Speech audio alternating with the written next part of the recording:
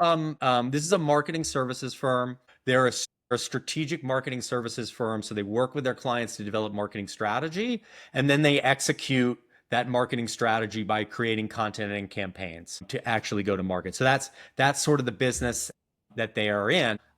They're special because they only do that for clients whose customers have really, really complex, emotional, multifaceted, long buying cycles. So that's their kind of unique positioning in the marketplace. So think about things like healthcare, right? Their clients would be in the healthcare space. Those healthcare clients, their patients, they just got diagnosed with something. What are they going to do? What treatments are they going to choose? What hospital are they going to go to? Emotions swirling around, like really, really challenging buying cycles, right? Same thing for like really complex B2B software or B2B equipment or something like that. Lots of people involved, very complicated.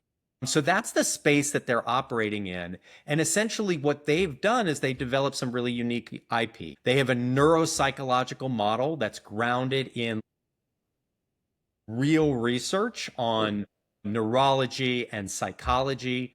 So this neuropsych model for how people make decisions and navigate these really complicated situations. And they use that model, right, to underpin all the work they do, the strategies that they deliver, and then the content that they create. If they create a video, it's going to be hinged on that model. So that's first, that's kind of who they are. And so they've got like sort of step one down, right? They're very focused. They know where they're pointed and they're differentiated. They're not just saying, hey, we're a marketing services firm, right? Yeah. Tell us then where you went from there. How did you go about helping them make sense of this changing world and like leveraging their unique IP to create value in combination with AI? Right. And so I think that the next thing when it comes to AI is, so first of all, be differentiated. If you're not differentiated, you need to start with that.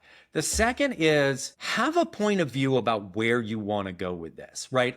I do think that there's a certain amount of, we can't predict what's going to happen with AI. There's a ton of different futures. You can think through those, but have a point of view about what you want to happen for yourself. So in this particular case, the client was really interested in a future where AI would help them look a little bit more like a software or a product company with repeatable revenue streams, right? More passive revenue streams than a professional services firm. So that's the kind of the light on the hill that they wanted to aim for. And we sort of said, okay, so if we're going to get there, let's look at doing a few things. Let's start by how could we make what we do today a little bit more efficient? Then let's think about steps we can take with AI that differentiate our service offering for our clients. Then let's think about how we can spin some of that out into products that we can offer our clients that are differentiated and that broaden our market. And finally, could we be in a place where actually we're spinning out an entirely different company to do that?